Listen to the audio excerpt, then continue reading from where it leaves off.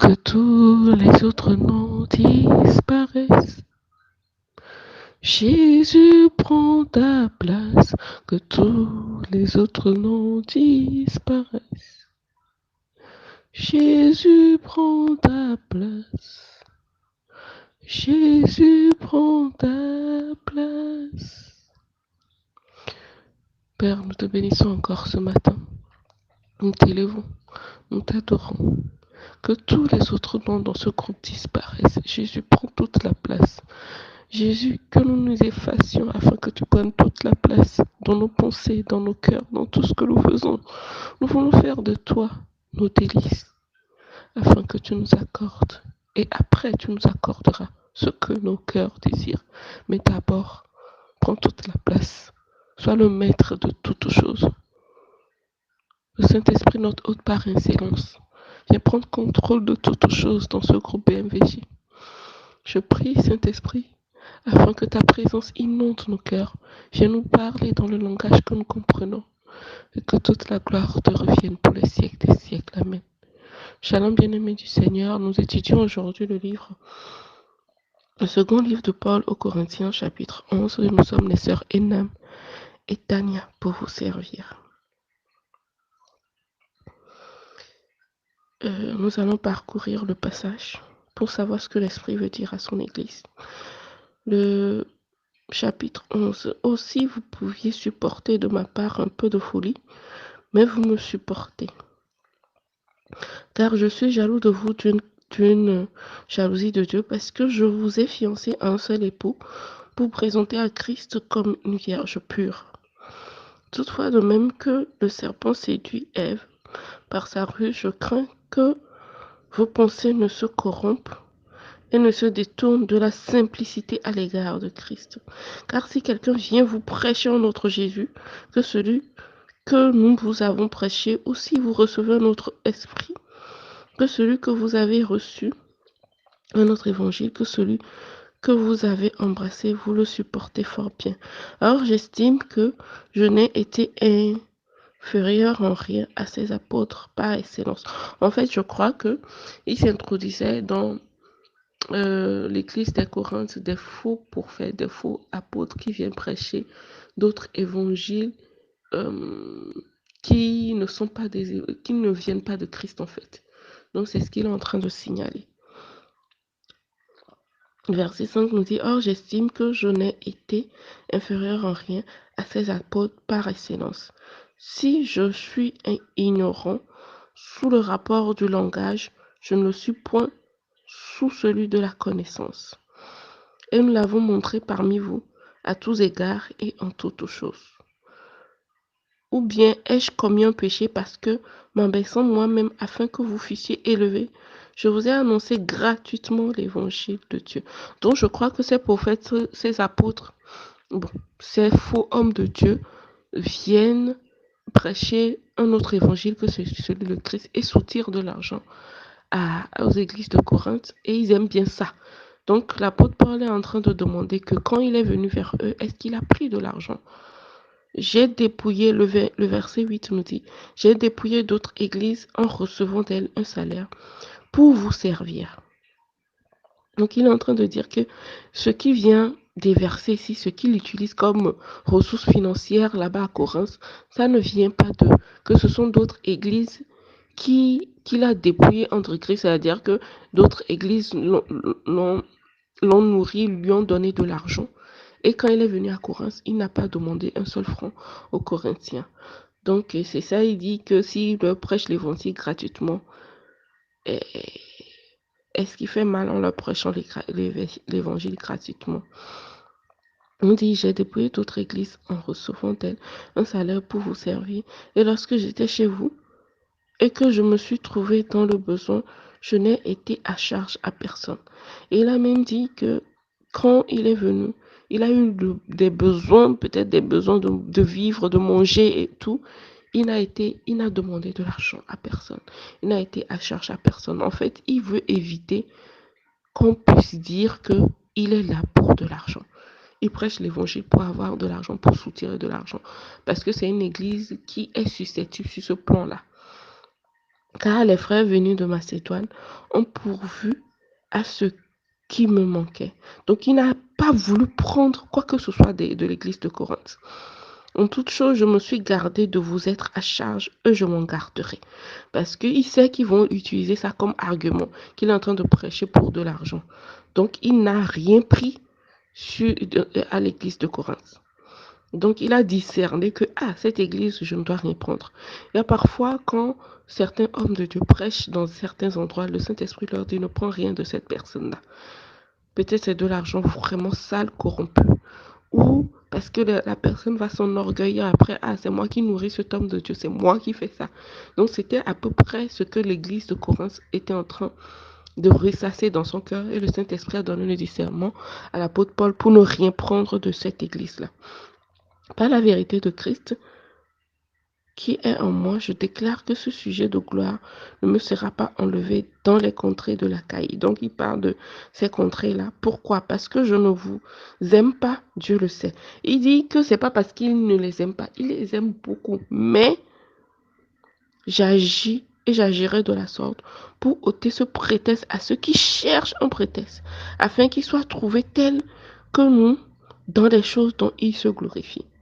Donc, il y a des gens, en fait, dans l'église de Corinthe qui cherchent un prétexte pour l'accuser qu'il vient prêcher de l'argent, l'évangile contre de l'argent. Donc, il veut s'abstenir de ça pour qu'ils ne prennent pas ça contre lui. Heureusement que le Saint-Esprit lui a donné vite le discernement. Il n'a pas demandé un seul rang. Quand Jésus envoie les disciples 2 à 2, il a dit, ne prenez rien. Et quand ils sont revenus, il a dit, est-ce que vous avez manqué de quelque chose? Ils ont dit, non. Ils ont dit, non. Il a dit, ne prenez ni bourse, ni argent. Mais quand ils sont venus, c'est-à-dire que Dieu pourvoit toujours à ses serviteurs, quel que soit là où ils vont. Et quand les gens refusent de leur... La parole même dit que les prédicateurs vont vivre de l'évangile. Que normalement, les prédicateurs, ils vont vivre de l'évangile. Mais la parole nous dit, j'ai posé la question, est-ce à dire que ceux qui prêchent l'évangile ne vont pas travailler? Non, ils vont travailler. L'apôtre Paul, il était un travailleur. Je crois que c'était un charpentier. Bon, je sais qu'il travaillait dans la construction ou un truc comme ça, mais il travaillait à part. Il avait dit ça dans l'un de ses épîtres, qu'il travaillait. Et ce n'est pas normal aujourd'hui que les prédicateurs se disent qu'ils ne sont que prédicateurs. Quand les temps sont durs, le coronavirus a frappé et tout, les prédicateurs ne peuvent pas rester les bras croisés. La parole dit que Dieu nous dit qu'il bénira le fruit de nos mains. Mais si on ne travaille pas de nos mains, qu'est-ce que Dieu va bénir? Qu'est-ce que Dieu va bénir? Qui bénira le fruit de nos mains? C'est un faux raisonnement. C'est vrai que la parole dit que celui qui prêche l'évangile vivra de l'évangile. Mais n'empêche que cette personne peut travailler. Si la personne peut vivre uniquement de l'évangile, gloire à Dieu. Mais il y a des pasteurs, moi je connais de grands pasteurs, pasteur Ivan Castano par exemple, il travaille avec sa femme, ils ont des appartements, ils ont d'autres choses qu'ils font ailleurs. Ils ont d'autres choses qu'ils font ailleurs. Ils sont dans l'immobilier, ils font d'autres choses pour ne pas dépendre entièrement de l'Église. Et c'est très important. Parce qu'après, quand les pasteurs se paient des voitures et tout, on dit, ça c'est l'argent. Ils veulent même éviter ça. Ça, c'est notre argent. Hein. Nous, on galère ici. Ils ont acheté une grosse chaussure, ils ont acheté ça, ils ont acheté ça. C'est notre argent. La plupart des pasteurs avisés veulent éviter ces choses-là. Donc, ils préfèrent travailler. Même, ils doivent travailler. Ça dépend aussi de l'appel de tout un chacun. Il y a des gens qui sont en plein dans le ministère et qui n'ont pas forcément besoin de travailler et qui ont des brebis qui sont promptes à donner et qui ne vont pas parler comme l'église des Corinthes, par exemple, où l'apôtre Paul est obligé de ne rien prendre d'eux pour ne pas qu'ils prennent ça comme prétexte pour l'accuser après. Mais quand on a des brebis qui sont compréhensibles, des brebis qui savent donner.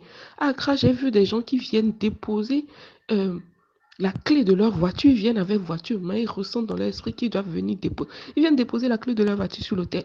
Et dans la semaine, il reçoit plusieurs autres voitures. Des gens viennent déposer des choses. Hein, des gens prennent des choses de la maison et viennent déposer à l'hôtel, viennent déposer à l'église avec foi. Et dans la semaine, moi-même, j'ai fait cette expérience-là dans une église là-bas. J'ai fait une offrande et j'ai vu dans la semaine, j'ai reçu le double de cette offrande-là, miraculeusement. Et c'est en fait quand on comprend le don et la bénédiction que nous avons à donner surtout aux hommes de Dieu, à ne pas, à ceux qui nous prêchent l'évangile. Je me rappelle encore de, et ça vient de me remonter en esprit, quand Jacob a venu bénir et son fils Ésaü, il a dit à son fils, fais-moi manger afin que mon âme se réjouisse. Il a dit, fais-moi d'abord à manger. Fais-moi d'abord à manger. Il faut que l'homme de Dieu, celui qui nous prêche l'évangile, se réjouisse dans son âme, quand on l'accueille. La parole dit que quand vous rentrez dans une maison, Jésus dit à ses disciples, quand vous allez quelque part, vous rentrez dans une maison, on ne vous reçoit pas. Secouez la poussière de vos pieds. Ça c'est une malédiction. Mais quand on les reçoit, et quand on reçoit un disciple, on reçoit, il a dit, celui qui reçoit l'un de ces petits à cause de mon nom recevra une récompense digne d'un prophète. Il parle de ceux qui reçoivent les prophètes. Donc il y a tellement de bénédictions quand on reçoit à cœur ouvert les hommes de Dieu, quand on leur donne, on les bénit avec nos ressources. La parole même dit de bénir les hommes de Dieu avec nos ressources, la dîme de nos revenus. Toutes ces choses-là, c'est très important. Mais quand l'homme de Dieu sent que ces gens-là, ils pensent que je suis là pour de l'argent. Il y a des hommes de Dieu qui sentent ça. Ils se retiennent, comme l'apôtre Paul, par exemple, ici, dans ce livre de Corinthe. Donc, il dit, mais j'agis et j'agirai, je suis au verset 12, il dit, mais j'agis et j'agirai de la sorte pour ôter ce prétexte à ceux qui cherchent un prétexte, afin qu'ils soient trouvés tels que dans les choses dont ils se glorifient. Donc, c'est juste pour ôter ces prétextes à ces gens-là. Ces hommes-là sont de faux apôtres, des ouvriers trompeurs, déguisés en apôtres de Christ. Donc, ce sont des gens qui s'infiltrent dans l'église et qui se disent pasteurs et qui sont là pour accuser les vrais pasteurs qui sont en train de prêcher pour de l'argent, qui sont là pour de l'argent et tout. Normalement, le prédicateur n'a pas besoin d'ouvrir sa bouche pour demander.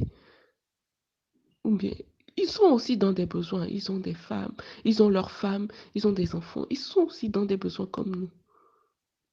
Mais le- les brebis ressentent ça et donnent, quoi. Et donnent avec le cœur. Parce que ce sont ces gens-là qui vous bénissent. Ce sont ces gens-là qui prennent le temps pour prier pour vous. Qui prennent le temps pour vous bénir les dimanches. Ils prennent le temps pour préparer toute une prédication. C'est beaucoup d'investissement en temps, en recherche, en beaucoup de choses. Ces gens-là prennent le temps pour prier pour les brebis et on ne prend pas la peine pour les bénir financièrement. Parfois, c'est déplorable. Dans certaines églises, les pasteurs sont là et les brebis ne les aident pas, ne les soutiennent pas financièrement.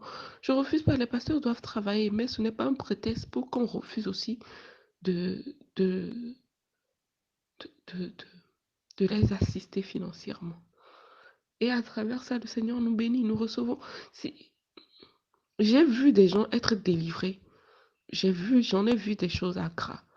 J'ai vu une dame qui est venue déposer une offrande dans Offering Bowl, dans la boîte d'offrande, et en même temps, un démon s'est déclenché.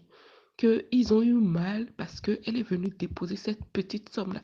C'est comme quand Jésus a dit que euh, la veuve qui a donné une petite pièce a donné plus que tous les autres parce que eux ils donnent de leur superflu.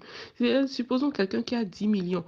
Bon, supposons quelqu'un qui a 5 millions sur son compte et vient donner 500 000 francs. Les gens pensent qu'il a beaucoup donné, même 5 000. Les gens pensent qu'il a... Mais ça ne lui fait rien.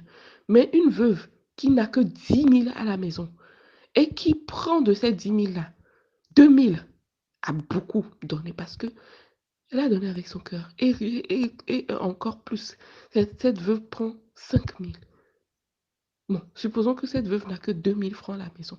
Elle prend 500 même pour venir donner. Elle a donné beaucoup plus que ce riche-là qui a donné peut-être 5000 ou 2000, alors qu'il en a plein à craquer et il s'en fout en fait de cette offrande-là. Mais cette jeune dame-là a donné de tout son cœur. Je parlais d'une délivrance. Dès que la dame a déposé l'argent c'est une église de réveil, le Saint-Esprit se manifeste chaque jour. Et dès que la dame l'a déposé l'argent dans l'offrande, l'esprit s'est manifesté. On lui a demandé qui es-tu. Et l'esprit a donné un nom d'une tante et tout, et tout. Et l'esprit disait que ça lui a fait mal ce que la dame l'a venu donner. Que quand on donne de petits sous à l'église, ça veut dire qu'on ne donne pas avec tous nos cœurs. Eux, ils récupèrent ça dans l'eau. Des gens qui viennent toujours donner 100 francs, 25 francs à l'église.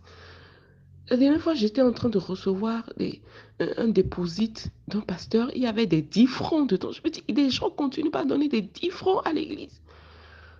Miséricorde, que le Seigneur nous fasse grâce. Parce qu'on ne prend pas conscience de la portée de nos offrandes, de ce que ça peut déclencher. Moi, depuis que j'ai vu la délivrance de cette dame-là, et même ce que l'offrande, quand je prends une offrande et je parle dessus et je jette dans le panier ce que je reçois en retour, je ne vois même pas qui prend qui. C'est que on ne donne pas au pasteur, on ne donne pas au prêtre.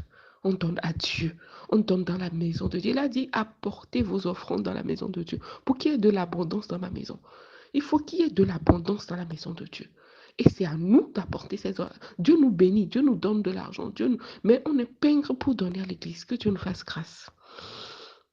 Donc, je crois que je m'arrête là. Et c'est ce que je crois que le Saint-Esprit a à nous dire aujourd'hui. Je prie vraiment que le Saint-Esprit nous donne le don de libéralité, qu'on puisse donner. Il y a plus de plaisir à donner qu'à recevoir. Celui qui donne est supérieur à celui qui reçoit. Celui qui reçoit, sa main est en bas. Celui qui donne, sa main est en haut. Et je prie que nous soyons plus des gens qui donnent avec bon cœur, sans regret. Il a dit de donner avec bon cœur et sans regret. Qu'on puisse donner. Il y a beaucoup de ministères qui ont besoin de nos soutiens. Il y a le ministère EMCI, tout récemment, ils ont fait des collectes de dons et ils ont été amazing. Ils ont été surpris de voir la générosité du monde chrétien. Et aussi parce qu'il y avait un réveil, il y avait des guérisons, il y avait des délivrances.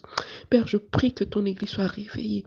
Que quand quelqu'un entre dans ton église, qu'il soit rechargé, qu'il soit délivré, qu'il sorte guéri, transformé, papa. C'est le réveil aussi qui manque, papa. Pardonne-nous parce que nous ne sommes pas encore réveillés. Donne-nous, Seigneur, un cœur qui se soumet à toi, un cœur réveillé, un cœur qui parle et les choses arrivent. Seigneur, donne-nous, Seigneur, d'être cette église vivante, cette église qui reflète Christ pour la gloire de ton nom. Je prie, Seigneur, que tes brebis soient des brebis qui savent donner dans ta maison, qui savent donner dans ta maison pour l'avancement de ton œuvre. Si nous ne donnons pas, qui va faire avancer ton œuvre? Qui va faire avancer ton œuvre? Père, je te bénis parce que tu nous donnes, Seigneur, le don de liberté, qu'on puisse ouvrir nos mains, qu'on ne puisse pas fermer les mains sur ce que tu nous as donné. C'est toi qui nous les as donnés. Et qu'on prend conscience, papa, que c'est toi qui nous les as donnés. On donne avec tout notre cœur et avec beaucoup d'amour. Merci Jésus parce que c'est toi qui le fais. Amen. Shalom, c'était la sœur Enam qui vous a servi aujourd'hui.